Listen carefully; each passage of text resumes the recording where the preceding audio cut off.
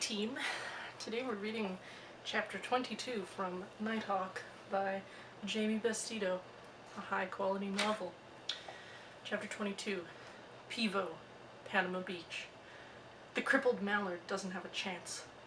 I honestly forgot there was a crippled mallard. Pivo's raven guard grunts hungrily beside her as the duck flies low over the beach, her injured left wing carving random pockmarks in the sand. It makes a wobbly landing and tumbles into the surf. Pluma Blanca explodes after it, with the rest of the mob on his tail. A cloud of ravens descends on the duck. They form a tight circle just out of range of its stabbing bill. They croak and screech and snap their bills while Pluma Blanca spirals above them.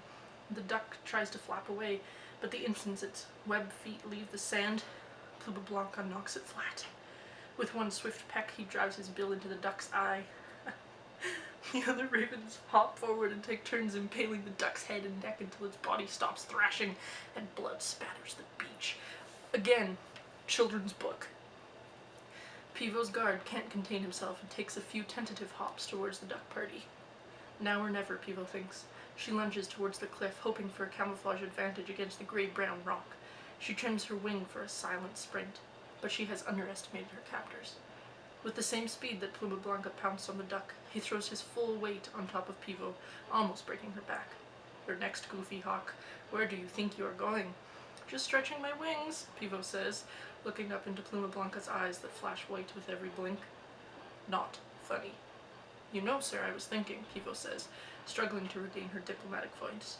"You should be praying instead," he says. "Oh, so funny, Pluma Blanca. So funny." Spilling drops of duck blood in her eyes.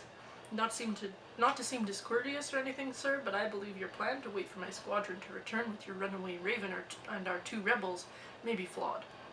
Pluma Blanca puffs his head up and neck feathers until his body appears double in size. "All the more reason to eat you."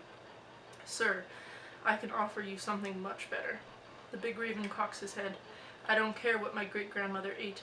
Birds I can catch, not fish." "No, sir. I am talking about more birds to eat. Many more. Specifically, ducks." Pluma Blanca slowly backs off. "What do you chirp about, big goofy talker hawk?" Pivo stands and shakes the sand from her feathers.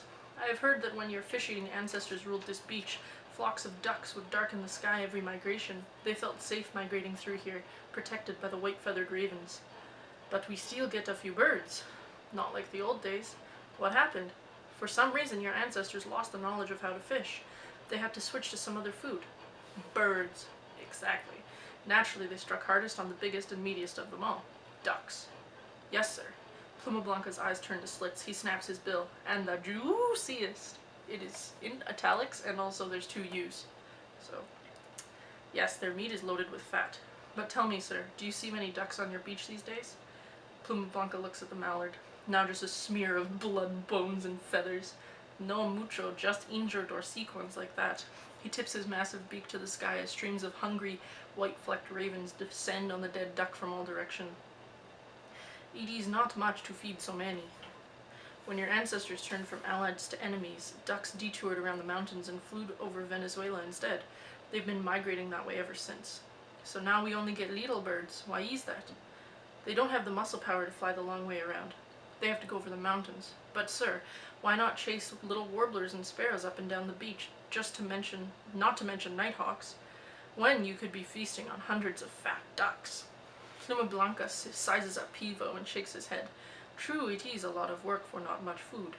And why risk getting squashed by a car while picking at road-killed lizards or getting shot while raiding dumpsters?" The raven shrugs. "That is how we must survive. There is no other way." "Ah, but there is, sir." Pluma Blanca looks pointedly at Pivo, eyes wide. "So how can little you help us?" "I have connections in many bird cultures. Many bird cultures.